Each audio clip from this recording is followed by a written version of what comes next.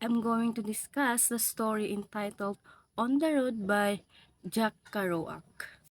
But before we will start, let me first read to you this line from this story. Somewhere along the line, I know there's be a girl, vision everything. Somewhere along the line, the girl would be handed to me.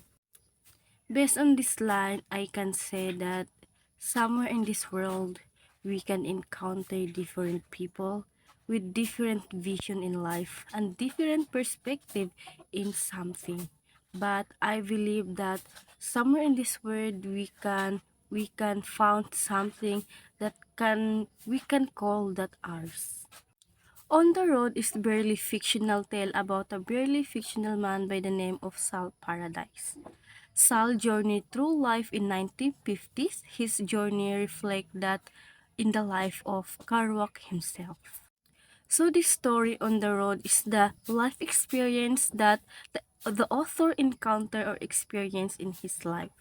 These include the people he met, his experiences, and his struggle on the way of his life. But before we will dig deeper about the story, let us first know who is Jack Kerouac.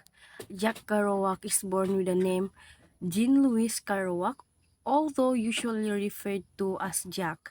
The author was born in March 12, 1922 in Lowell, Massachusetts to Leo and Gabriela Kerouac.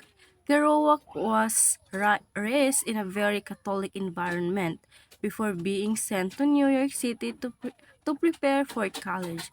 Once there, he excelled as a student and as an athlete, for which he received scholarship.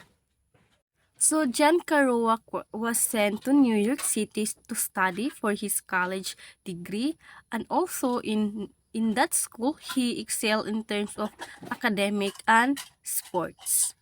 As expected, Kerouac did very well in college, but after his freshman year, he decided the college scene was not for him, and neither was staying put. So, after a year in studying in New York City, Kerouac realized that school life is not for him. Jack was nimble and Jack was quick. He experimented with many professions in a very short amount of time before finding his niche in writing. He went to Virgin to become a poet. However, after suffering a substantial failure, he tried prose.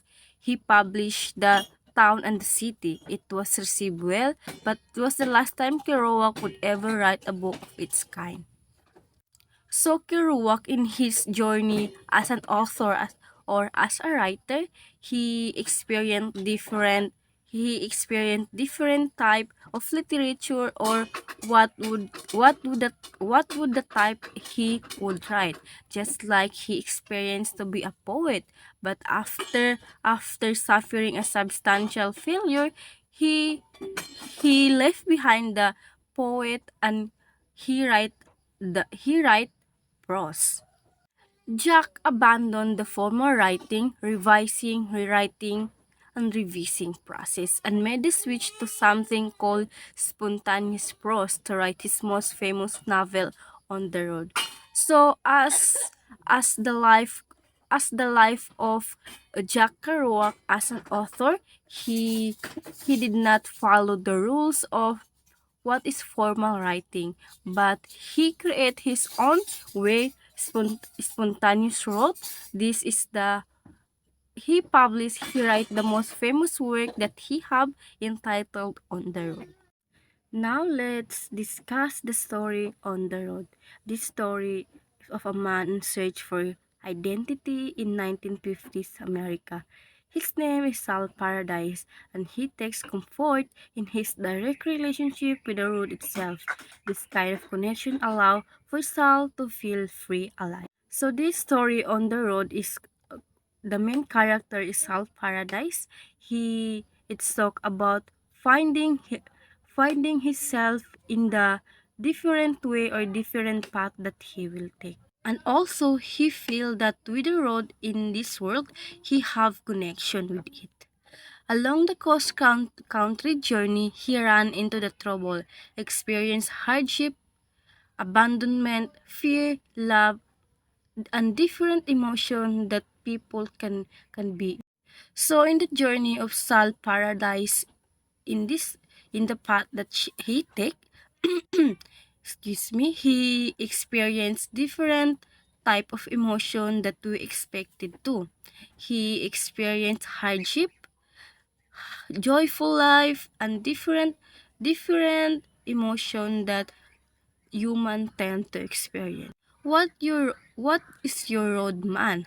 Holy boy road, madman road, rainbow road, guppy road, any road. If it's an anyway road for anybody, how?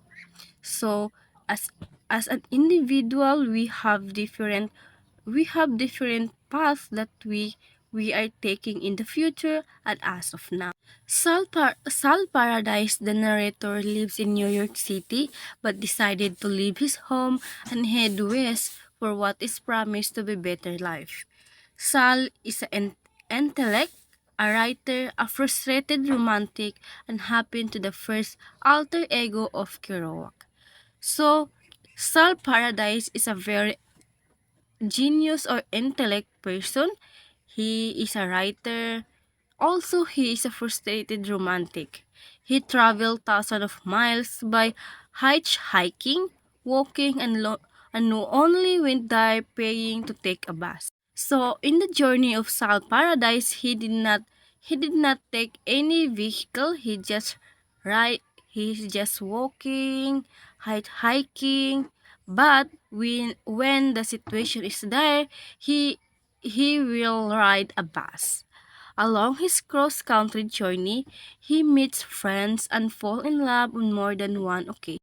So, in the journey of Sal Paradise, he encountered people that become his friend, and also he have different lovers in different paths that he experienced or encountered. So, in another term, Sal Paradise is a womanizer. Sal embarked on a series of bus rides and adventurous hitchhiking escapade to join Dean and their friend in Denver. He continues his journey westward, working as a field worker in California and experiencing various encounters along the way. Then later Sorrel joins Sal, and they drive together encountering more crazy adventure at both Lee, New Orleans before reaching San Francisco. The following winter, Sal visits Dean and they embark on a cross-country journey together. Dean eventually settles in New York while Sal goes to Denver alone. However, Dean soon joins him and they continue their journey to South to Mexico City. Throughout their constant movement, the story features a colorful cast of character, ever-changing landscape, dramas, and personal development. Dean, known for his humanizing ways, goes to have multiple wives and children over the course of these 3 years.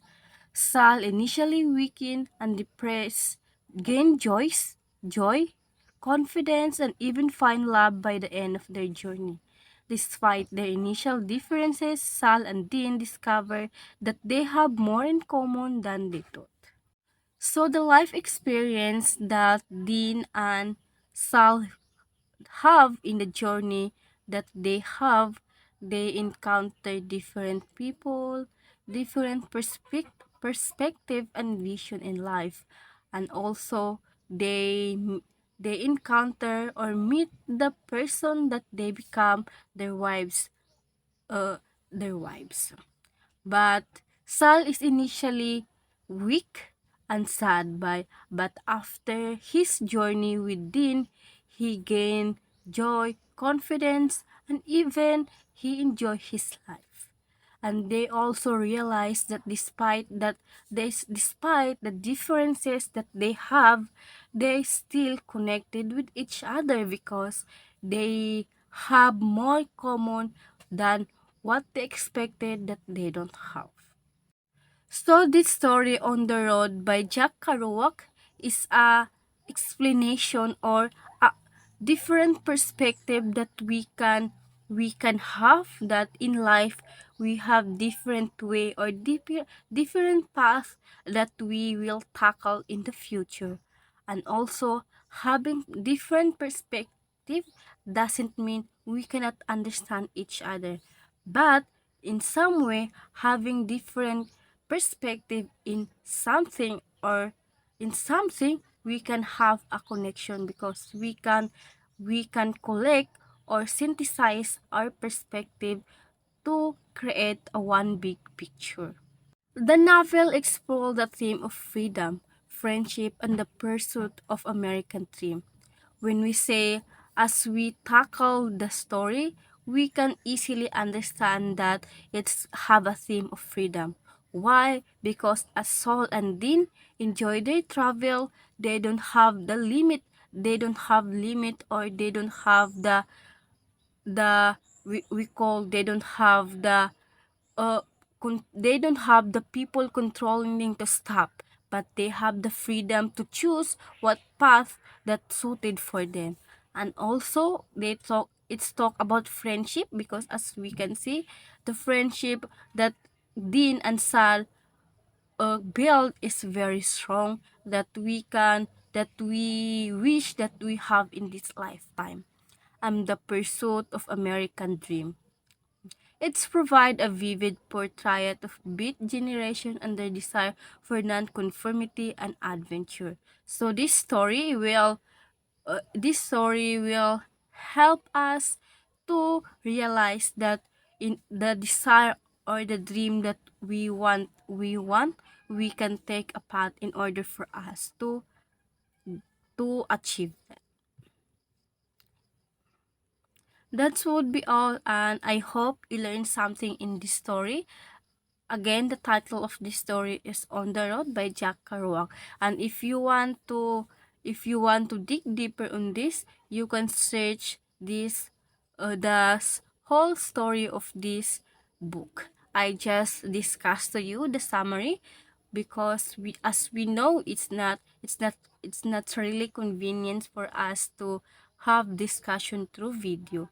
But I hope you learned something for this, and thank you. Have a nice day, everyone.